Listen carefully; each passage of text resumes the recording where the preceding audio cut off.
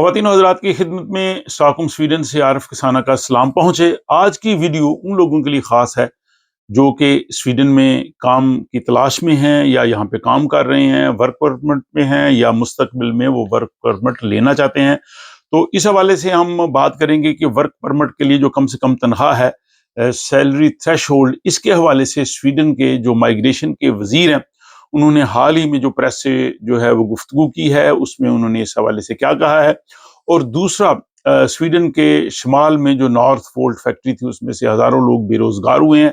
तो उन लोगों का जो मुतालबा है कि उन्हें 3 माह से ज़्यादा वक़्त दिया जाए ताकि यहाँ पे वो जॉब तलाश कर सकें।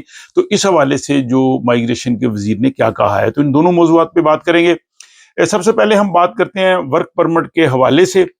और वर्क परमिट के हवाले से आप जानते हैं कि नवंबर 2023 में स्वीडन की हुकूमत ने वर्क परमिट की जो कम से कम तनख्वाह थी 13,000 स्वीडिश क्रोन, उसको बढ़ा के स्वीडन की जो औसत तनख्वाह है उसका 80% कर दिया था, जो इस वक्त तकरीबन 28,000 स्वीडिश क्रोन के बराबर है।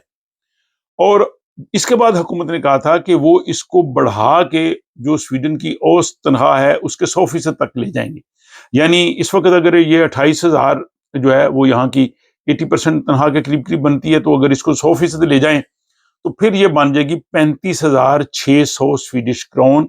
यानी वर्क परमिट लेने के लिए या वर्क परमिट को एक्सटेंड करवाने के लिए तो कम से कम तनख्वाह होनी चाहिए 35,600। और ये हर साल जून में इसमें कमी बेशी होती है। इस साल जून में इसको दोबारा रिवाइज करेंगे और मुमकिन है कि इसमें 1,000-1,200 क्रोन बढ़ जाए, क्योंकि हर साल स्वीडन में तनख्वाहें बढ़ती हैं। अब ये एक बड़ी तशवीशनाक सूरत हाल है उन लोगों के लिए जो वर्क परमिट पे हैं या जो वर्क परमिट लेना चाहते हैं या एक्सटेंड करना चाहते हैं, क्योंकि ये बहुत हाई सैलरी है और स्वीडन में बहुत सारे जॉब हैं, वहां पे इतनी तनख्वाह नहीं मिलती। उन लोगों में एक तशवीश थी।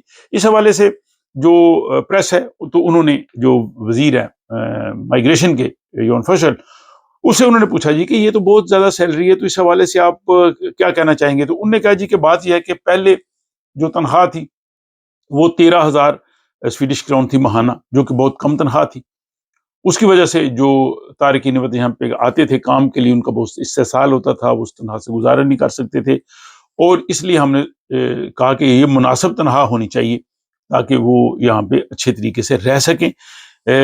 लेकिन इसको हम जब बढ़ाने का सोच रहे हैं तो इसमें हम जानते हैं कि कुछ शोबों में हमें रियायत देना पड़ेगी, जैसे हेल्थ केयर वगैरह है इसके शोबे में।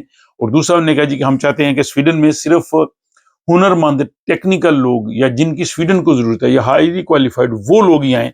बाकी जो आम शोबाजात हैं जिनके लिए मुकामी तौर पे स्वीडन में लेबर मौजूद है और जो यहाँ पे भी लोग बेरोजगार हैं, यहाँ तकरीबन 10% के करीब की बेरोजगारी है। तो वजीर का कहना था कि जो लोग स्वीडन में ऑलरेडी हैं जिन जॉब्स के लिए, उनके लिए हमें बाहर से लोग लाने की जरूरत नहीं है। तो इसलिए हमारी जो कंसंट्रेशन यही है कि वर्क परमिट उन लोगों को दिया जाए जो स्वीडन को वाकई जिनकी जरूरत है। इस हवाले से जब जो वजीर हैं उनकी तवज्जो स्वीडन की जो कन्फेडरेशन ऑफ स्वीडिश एंटरप्राइजेज, यहाँ की जो ट्रेड यूनियंस हैं, मजदूर यूनियन है, बाकी तंजीमें, उनकी तरफ से दिलाई गई कि स्वीडन की इंडस्ट्री है उसको जरूरत है बाहर से लोगों की, और स्वीडन का काम जो है रुक जाएगा। बहुत से शोबाजात में मुकामी लोग नहीं करते, या बाज ऐसे भी काम है जो मेहनत वाले काम है जिसमें यहाँ से लोग कम दस्तियाब हैं। और जैसे हेल्थ केयर का शोबा है, जंगलात का, फॉरेस्ट्री का, वहाँ पे उनको मजदूर चाहिए होते हैं, टेक्निकल शोबे में लोग चाहिए होते हैं, तो वो कंपनियों के लिए बहुत बड़ा चैलेंज है। तो उसके लिए वो क्या करेंगे, तो उन्होंने कहा जी कि इसके लिए हम संजीदगी से गौर कर रहे हैं और हुकूमत उनके खदशात को भी देख रही है। और यही वजह कि हुकूमत का जो प्लान था उसमें काफ़ी जो है वो तब्दीली आई है, थोड़ा उसको स्लो डाउन किया गया है। क्योंकि पहले ये था कि 1 जून से जो है वो एक नया इन्होंने तनख्वाह और सारा बनाना था, लेकिन अब उसको उन्होंने डिले कर दिया है। और जो कमेटी बनाई है, अब वो कमेटी जो है वो 1 अगस्त से 1 अगस्त से जो है वो हुकूमत को सिफारिशात देगी, माइग्रेशन एजेंसी देगी, ताकि कौन कौन से ऐसे शोबे हैं जिनके लिए तनख्वाह की हद जो है वो शर्त नहीं होनी चाहिए, जिनकी कम तनख्वाह हो तब भी उनको वर्क परमिट मिल जाए। और इसके बाद फिर जाहिर है कि जब ये रिपोर्ट अगस्त में हुकूमत को मिलेगी तो फिर जाके हुकूमत जो है वो इस हवाले से अपनी पॉलिसी बनाएगी कि हमें जो है वो किस तरह से जो है वो इस वर्क परमिट के लिए कम से कम तनख्वाह के असूल को लेके चलना है। क्या 80% वाले ठीक है, या क्या इसको 100% किया जाए, या कौन कौन से शोबे जो हैं وہ کم ہونے چاہیے، ان کے لیے تنخواہ کی ایسی حد نہیں ہونی چاہیے۔ تو انہوں نے کہا جی کہ یہ جب مائگریشن بورڈ سے ہمیں 1 اگست کو رپورٹ مل جائے گی تو پھر ہم اس پہ غور کریں گے۔ اب ورک پرمٹ کے حوالے سے بہت سے لوگ سوالات بھی کرتے ہیں جی کہ ہمیں ورک پرمٹ بھیج دیں، یا میں سویڈن میں کام کرنا چاہتا ہوں۔ تو اس حوالے سے یہ ہے کہ کام تو آپ کو خود تلاش کرنا ہے، اور اگر آپ کی کوالیفیکیشن ہے، آپ اس معیار پہ پورا اترتے ہیں جن کی سویڈن کو ضرورت ہے، تو پھر آپ کو مل جائے گا۔ موسٹلی یہاں پہ جو ہے وہ آئی ٹی کے لوگ جو یا الیکٹریکل انجینئرنگ یا دوسرے سم ایسے ٹیکنیکل شعبہ جاتے ہیں، وہ لوگ یہاں پہ کام کر سکتے ہیں، لیکن جو جنرل لیبر ہے یا غیر ہنرمند لوگ ہیں ان کے لیے بڑا مشکل ہے۔ اور کئی لوگ کہتے ہیں جی کہ پاسپورٹ کی آپ بات کرتے ہیں، امیگریشن کی بات کرتے ہیں، اس کو ہم نے لے کے کیا کرنا ہے اگر ہمیں یہاں پہ کام نہ ملے؟ تو کام دینا حکومت کی تو ذمہ داری نہیں ہے، حکومت وہ وسائل یا ذرائع ضرور پیدا کرتی ہے۔ اب یہاں پہ خود سویڈن میں 10% کے قریب کی بے روزگاری ہے، تو ورک پرمٹ آپ کو خود لینا ہے۔ یہاں پہ کوئی ایسا ادارہ نہیں ہے جو آپ کو ورک پرمٹ دے۔ ورک پرمٹ جہاں پہ کام کی ضرورت ہوگی انڈسٹری کو، یا اگر کسی کی کمپنی ہے وہاں پہ اس کو ضرورت ہوگی، تو وہ شخصی یا وہ ادارہ یا وہ شعبہ ہی جو ہے وہ ورک پرمٹ ایشو کر سکتا ہے۔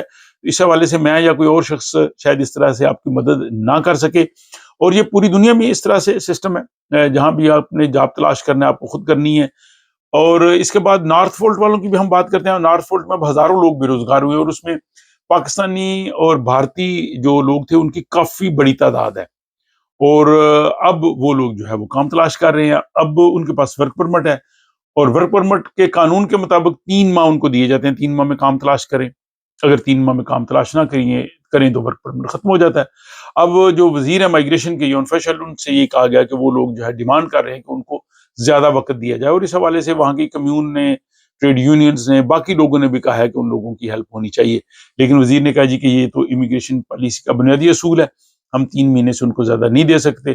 ان کا خیال ہے کہ وہ لوگ ظاہر ٹیکنیکل ہیں، پڑھے لکھے ہیں، ہنرمند ہیں، تو ان کو جاب مل جانی چاہیے اتنے عرصے میں۔ لیکن سوال یہ ہے کہ اتنے زیادہ لوگ جب بے روزگار ہوئے، اور باقی بھی کئی شعبہ جات میں، تو ان کے لیے اتنا آسان نہیں ہے۔ تو اس کے بارے میں حکومت کو واقع ہی تھوڑی ہمدردی کرنی چاہیے، ان لوگوں کو ایگزمپٹ کرنا چاہیے، ان کو زیادہ مدد دینی چاہیے۔ بلکہ باقی بھی جو میں سمجھتا ہوں کہ اگر کسی آدمی کا جاب ختم ہو گیا تو 3 ماہ کافی کم مدت ہے، کیونکہ جاب تلاش کرنے میں، انٹرویو میں جانے میں اور سارا میں کافی وقت لگ جاتا ہے۔